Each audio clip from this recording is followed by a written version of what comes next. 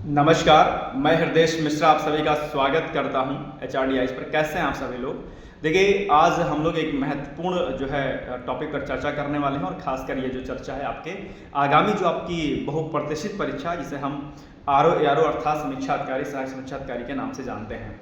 देखिए, अभी लगभग 46, 47, 48 दिन का दिन बचा है, शेष बचा है, लेकिन हम लोग इसको 45 दिन शेष मान के चलते हैं कि 45 डेज आपके जो है यानी कि 27 जुलाई में 45 दिन लगभग शेष बचे हैं, हम ऐसा मान के चलते हैं। और इस 45 दिवस में यानी कि इन 40 डेज में आपको आपकी तैयारी किस रूप में करनी है, आपको कैसे करनी है, इस पर आज हम लोग चर्चा करेंगे। वीडियो बहुत लंबा नहीं होगा, 15-20 मिनट अप्रॉक्स होगा वीडियो, और उसमें आप लोग कुछ पॉइंट्स जो मैं आपसे शेयर करूंगा आप लोग उसको प्लीज जरूर देखिएगा, और वो आपके एग्जाम के लिए बहुत आवश्यक होने वाला है, राइट? क्योंकि ये चीज अगर आप इसको अच्छे से समझ गए, जान गए, तो आप ये मानिएगा कि आपकी तैयारी बहुत बेहतर ढंग से होगी। सबसे पहले क्या काम करना है, 2-3 बिंदु मैं आपके सामने रखूंगा, ठीक है? वैसे अभी तक आप लोगों ने किताबें बहुत पढ़ी होंगी, ऐसा नहीं कि आप पहली बार किताब पढ़ रहे होंगे, ठीक है? और अब देखा जाए तो किताब पढ़ने का समय है भी नहीं आपके पास। अब समय क्या है? समय ये है कि आपने जो कुछ अभी तक पढ़ा है उसका आप क्या करें, रिवीजन कर लें एक बात, और रिवीजन के साथ उसका क्या कर लें, आप अभ्यास कर लें।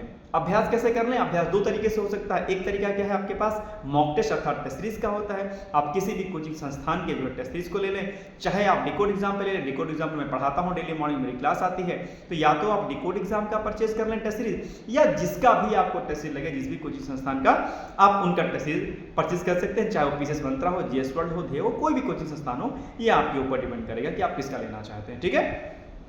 तो आपको क्या काम करना है, एक तरफ रिवीजन करना है आपको, और रिवीजन के अलावा आपको क्या करना है, मॉक टेस्ट लगाना है।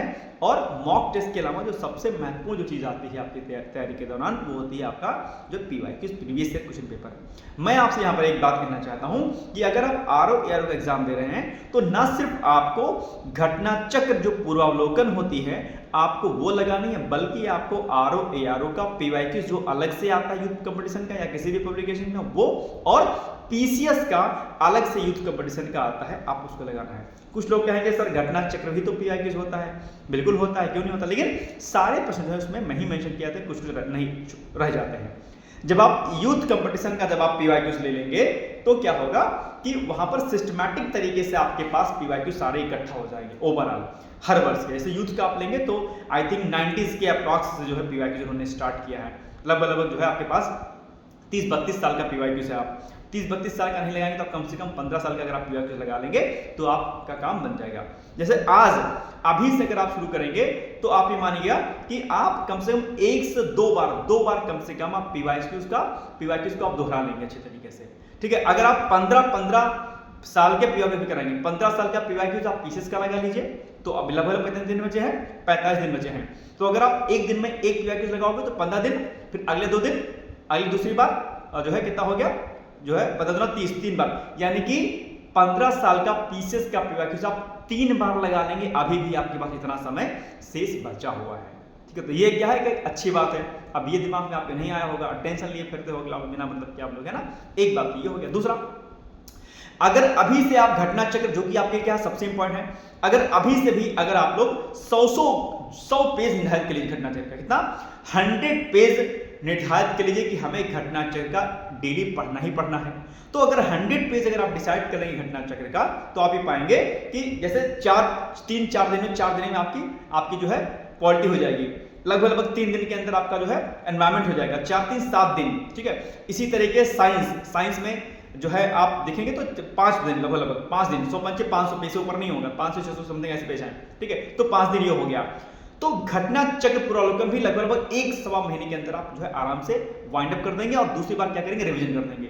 यानी कि जहां एक और PYQ को आप 3 बार रिवीजन कर लेंगे, तो घटना चक्र आपकी एक बार प्रॉपर रिवीजन हो जाएगी। और जो मुख्य जो घटना चक्र आपकी होंगी, जैसे पॉलिटी हो गया, ज्योग्राफी हो गया, साइंस हो गया, मॉडर्न हिस्ट्री हो गया, इसका आप दोबारा से रिवीजन भी कर लेंगे। इतना समय आपके पास क्या है, शेष है। लेकिन बात ध्यान रखिएगा, यह तभी संभव है जब आप अपने समय का ठीक प्रकार से क्या करेंगे, सदुपयोग करेंगे।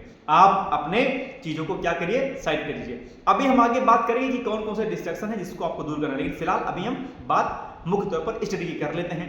तो पहले मैंने क्या कहा, पीवाईक्यूज, फिर आपका घटना से पूर्वावलोकन, मॉक टेस्ट, और जो सबसे महत्वपूर्ण चीज है वो क्या है भाई साहब, वो है आपकी छोटी सी प्यारी सी किताब आती है, उसको हम क्या कहते हैं, लूसेंट कहते हैं, है ना। और संभवतः जैसे आप किसी कॉम्पिटिटिव एग्जामिनेशंस की तैयारी करने वाले किसी छात्र के रूप में अगर आप जाएंगे तो आपको एक चीज बड़ी कॉमन दिखेगी सबके यहाँ पर, क्या, इंडिया का मैप और वर्ल्ड का मैप। देखता भले ही कोई ना हो लेकिन रखता सब लोग है, मतलब रखते सभी लोग हैं उसको, है ना। हालांकि देखना चाहिए, है ना, सिर्फ लगा लेने भर से जो है काम नहीं बनता है, उसको उसके पीछे खड़े होकर रील बनाने से तैयारी नहीं होती है ना। अगर आपके रूम पे अगर मैप लगा हुआ तो उसको आपको देखना है। खैर, मैप एक अलग इस्तेमाल है, उसका हम कभी इस पर चर्चा कर लेंगे। तो जिस प्रकार से सबके घर में मैप लगा होता है उसी प्रकार से सबके रूम में एक किताब बड़ी कॉमन मिलती है, वो होती है लूसेंट की, है ना, नीली वाली, जिसमें सामान्य अध्ययन के नाम से हम जानते हैं। लूसेंट दो आती है, एक आती है आपकी जो है जनरल साइंस की और एक आती है आपकी सामान्य अध्ययन वाली। तो सामान्य अध्ययन वाली लूसेंट ले लीजिए, और सामान्य अध्ययन के लूसेंट से आपको 3 पोर्शन बड़े मेजर तैयार करने, कौन कौन से साहब, एक तैयार करना है आपको मॉडर्न हिस्ट्री, जो टेबल फॉर्म में जो जो इन्फॉर्मेशन दी गई है ना उनको आपको बड़े अच्छे से रेडी कर लेना है। तो एक आपका मॉडर्न हिस्ट्री, दूसरा जियोग्राफी आपका, तीसरा इकोनॉमिक्स आपका, और चौथा आपका विविध, जिसको हम लोग क्या कहते हैं, मिसलेनियस कहते हैं।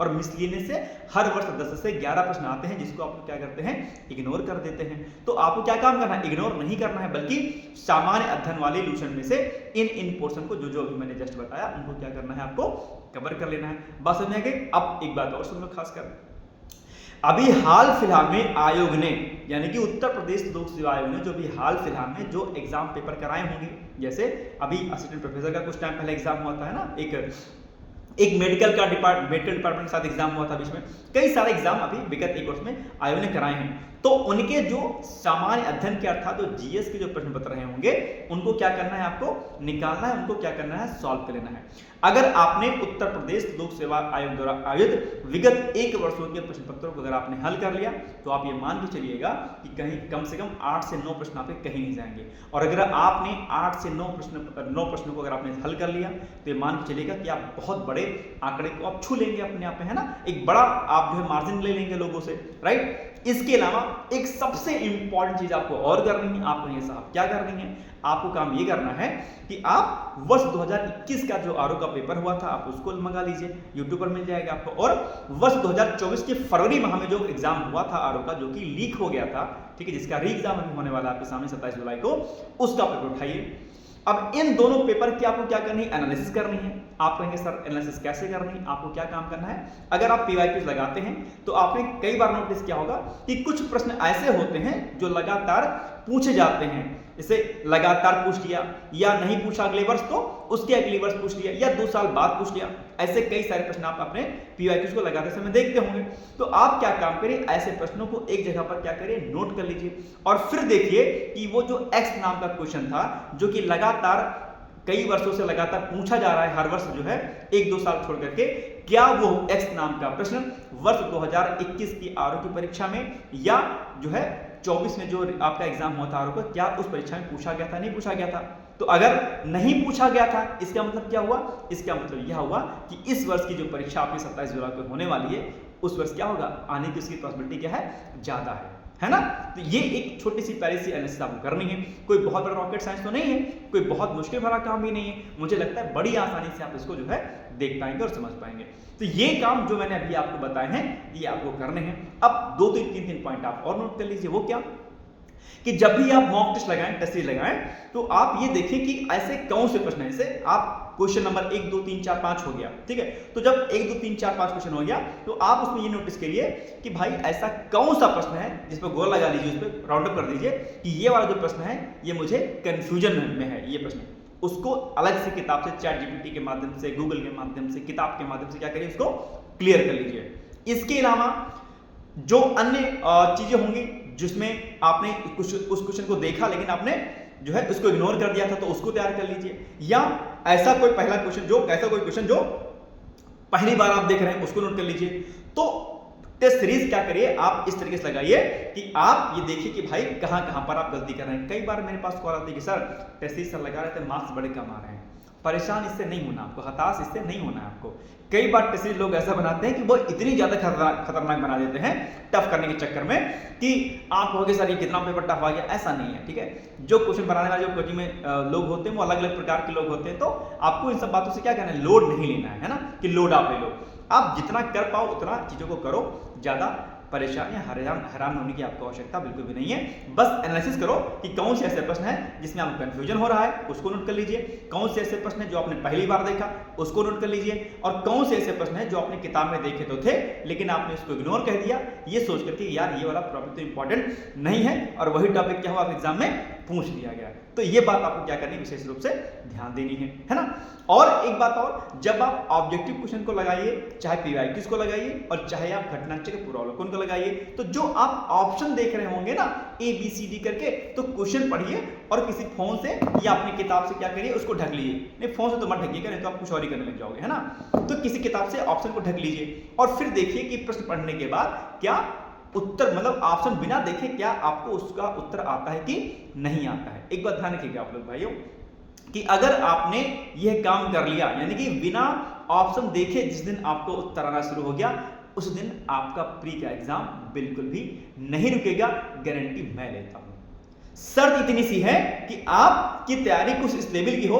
कई बार मुझसे कहते हैं सर घटनाचक्र मैंने कई बार पढ़ लिया, सर ये है वो है, सर घटना जैसे प्रश्न भी नहीं आते हैं। भाई साहब देखो ऐसा है, किसी के चक्कर में प्लीज आप लोग मत रहिएगा, है ना। आप घटनाचक्र पूर्वावलोकन, लूसेंट, पीवाईक्यूज, मॉक टेस्ट, जितना ज्यादा बार आप इसको करेंगे, जितनी ज्यादा इसकी प्रैक्टिस करेंगे, यही प्री आपका एग्जाम निकालेगा। और ये 45 दिन आपको इतनी मेहनत कर लेनी है, एक दिन आपका 2 दिन के बराबर कर लेना है। दैट मीन्स ये जो आपका 45 डेज है ये 90 डेज के क्या हो, इक्विवेलेंट हो जाए। दैट मीन्स कि ये 45 दिन आपका 90 दिन के बराबर, यानी कि 3 महीने के बराबर हो जाए। ये कब संभव है, ये संभव तब है जब आप ये संभव तब है जब आप एक दिन को 2 दिन के बराबर कर लेंगे। तब 45 दिन को आपको 90 दिन के बराबर करना है। 90 दिन का मतलब क्या हो गया, 30 या 90 मतलब 3 महीने हो गया आपके पास, ठीक है। मेरी बात समझ रहे हैं। तो आज से अपने आप को क्या करना है, मोटिवेट करना है। और कई बार क्या होता है कि लोग डिमोटिव बहुत ज्यादा हो जाते हैं। आजकल मेरे पास कई सारे फोन आते हैं कि सर वो भाग गए, सर उन्होंने छोड़ दिया, सर ऐसा कर दिया, वैसा कर लिया। इन सब चीजों से बाहर रहिए आप लोग। कई बार ध्यान रखिएगा आप लोग कि जीवन में बहुत कम लोग होते हैं जो आपका साथ देते, सपोर्ट करते हैं ना। तो प्लीज आप लोग अनवांटेड चीजों से बचिए, ठीक है। बहुत कम रिश्ते होते हैं जो आपका जीवन भर साथ देते हैं, ठीक है। बाकी कहीं कोई दिक्कत रहा है तो आप मेरे कॉन्टैक्ट नंबर 8604409201 पर आप मुझे व्हाट्सअप कर सकते हैं, संपर्क कर सकते हैं मुझसे, ठीक है। डिकोड एग्जाम पर मेरी मॉर्निंग में क्लास आती है, आप सभी लोग जानते होंगे। डिकोड एग्जाम पर आप लोग जो है मेरी क्लास भी करंट अफेयर्स की देख सकते हैं। मैं बहुत विस्तारित रूप से और आपके आने वाले जो भी परीक्षाएं होती है उनके पॉइंट ऑफ व्यू से कराता हूं। आप मार्केट में जो भी मैगजीन आप देख रहे होंगे आप उसको उठा के देखिएगा, और जितना मैंने प्रश्न कराया है करंट अफेयर्स में सभी के सभी प्रश्न आते हैं। यूपीएससी के एग्जाम में भी आपने देखा होगा कि लगभग 13 के प्रश्न के लगभग जो है मेरे करंट अफेयर्स से आए थे, ठीक है। यूपीएससी की बात मैं कर रहा हूं। तो आप लोग डेली मॉर्निंग में कर सकते हैं। डिकोड एग्जाम में बहुत सारे कोर्सेज चलते हैं, उनकी भी जानकारी आप मुझसे ले सकते हैं। कॉन्टैक्ट नंबर जो मैंने आपको बताया अभी, कॉन्टैक्ट नंबर कि 8604409201, इस पर आप संपर्क कर सकते हैं। आपको तैयारी करने में कोई दिक्कत होती है, कोई समस्या होती है, कहीं कोई प्रॉब्लम है, इस चैनल को सब्सक्राइब कर लीजिएगा, डिकोड एग्जाम में जुड़ जाइएगा और मुझसे जो है इस नंबर पर बात कर लीजिएगा, बस टेंशन मुक्त हो जाएगा। तो थोड़ा सा सिस्टमैटिक तरीके से आप करिए, बोर मत होइए। आप अभी 1.5-2 बार जो है 2 बार जो है आप घटनाचक्र पूर्वावलोकन कर सकते हैं। पीसेस का पीवाईक्यूज आप 3 बार कर सकते हैं। लूसेंट को 2-3 बार खत्म कर सकते हैं, कोई दिक्कत नहीं है। और जो मैंने एनालिसिस बताई आपको टेस्ट सीरीज की और आपकी जो है पीवाईक्यूज की, वो आपको जरूर करना है, ठीक है। तो आई होप कि थोड़ा सा चीजें आपको समझ आ गई। वीडियो में बहुत लंबा नहीं कर रहा हूँ क्योंकि आपके पास समय की कमी है, मैं जानता हूँ। लेकिन एक बात मैं आपसे सबसे इंपॉर्टेंट कहना चाहता हूँ, ये कि ध्यान रखिएगा, कभी किसी बात के लिए किसी को लेकर परेशान नहीं होना। चाहे घर पे शादी का प्रेशर हो आपके, चाहे कोई अन्य रिस्पॉन्सिबिलिटीज आपके ऊपर, सबको किनारे कर दीजिए। कुछ समय के लिए अपने आप को अंडरग्राउंड कर लीजिए। दोस्ती, यारी, प्यार, मोहब्बत, इश्क, शादी, पार्टी, इनसे क्या हो जाइए, दूर हो जाइए। ध्यान रखिएगा, अगर आज आपने अपने को खुद में झकझोर करके मेहनत कर दिया, अगर आज आपने अपने आप को सिद्धांतों में अगर बांध लिया कि नहीं अपन को तो कहीं नहीं जाना है, बस पढ़ाई करनी है, सचिवालय का रास्ता आपकी मेहनत से होकर के जाता है।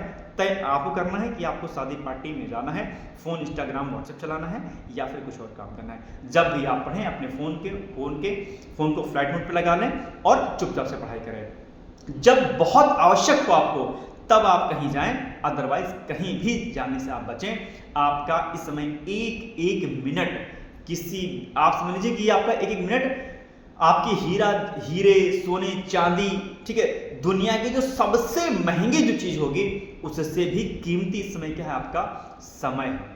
और एक बात ध्यान रखिएगा कि समय का यदि आपने आज सम्मान नहीं किया तो समय आपको एक ऐसी लताड़ मारेगा कि जीवन के किसी कोने में आपको जगह नहीं मिलेगी। और एक बात ध्यान रखिएगा कि जब आप कामयाब नहीं होते हैं, अर्थात जब आपको सफलता मिलती है, तो सबसे पहला जो साथ छोड़ेगा ना, कौन छोड़ेगा? जो आपके साथ कसमें खाता है साथ रहने का, जो वादा करता है आपके साथ रहने का, ठीक है? ध्यान देना इस बात को। और आपके अपने ही आपका साथ छोड़ेंगे, कोई दुश्मन आपका साथ नहीं छोड़ेगा। दुश्मन से क्या मतलब यार, तुम क्या कर रहे हो क्या नहीं कर रहे हो, उसको क्या फर्क पड़ता है? नहीं फर्क पड़ता।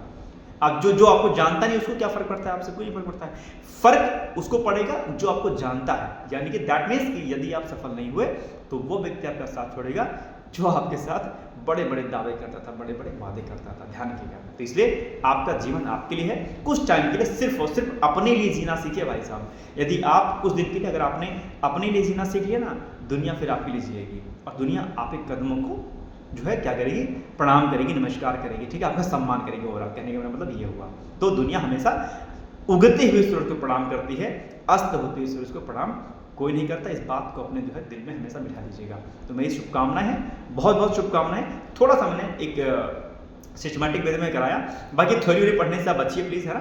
थ्योरी पढ़ने का समय अब आपके पास जो है दरअसल है नहीं, आपकी थ्योरी आप पढ़ें, राइट। तो आप जितने ज़्यादा मॉक लगा सकते हैं आप उतने मॉक लगाइए, ठीक है। करंट अफेयर्स मेरा डेली आप आता ही है डिकोड एग्जाम पर, सारी वीडियो प्लेलिस्ट बनी हुई, आप उसको देख सकते हैं। सारी फाइलें टेलीग्राम पर अपलोडेड हैं हमारे, आप उसको देख सकते हैं, पढ़ सकते हैं। और मुझसे जो कि मैंने आपको बताया, मेरा कॉन्टैक्ट नंबर डिस्क्रिप्शन बॉक्स में मेंशन है, डिस्क्रिप्शन बॉक्स में आप जाइए और मेरा कॉन्टैक्ट नंबर वहाँ से निकाल के आप जो है आराम से उसको देख सकते हैं, ठीक है। तो ये एक छोटी सी इन्फॉर्मेशन देनी थी। बाकी मैं आपके साथ हूँ, सपोर्ट में हूँ। कहीं कोई दिक्कत होती निसंकोच होकर आप मुझे कॉल कर सकते हैं। कभी कोई किताब की आवश्यकता पड़ती है, मुझसे जितनी 100, 500 की 1000 की जितनी हेल्प हो सकती है मैं हेल्प कर दूंगा आपकी, ठीक है। आप किताब की आवश्यकता कोई भी दिक्कत है मैं कर दूंगा, इतना मैं कर सकता हूँ जितनी मेरी औकात है, ठीक है। तो मैं आप सभी लोगों के साथ में हमेशा हूँ। मेरा चैनल HRDIS आप सभी लोग जानते होंगे, इसको सब्सक्राइब कर लीजिएगा, बेल आइकन को प्रेस कर दीजिएगा ताकि कोई भी अपडेट सबसे पहले आपको मिलती रहे। और कॉन्टैक्ट नंबर और टेलीग्राम का लिंक ऑलरेडी मेंशन है, ठीक है। बाकी हम लोग मिलेंगे अगले दिन, तब तक आप लोग पढ़ते रहिए, मस्त रहिए, मुस्कुराते रहिए और खासकर अपनी हेल्थ का प्लीज जरूर ध्यान दीजिए। इस समय आपका स्वास्थ्य मेरे लिए भी उतना ही महत्वपूर्ण है जितना कि आपके लिए है, ठीक है। तो फिर शुभकामनाएं हैं, all the best, thank you so much, bye bye, take care, thank you.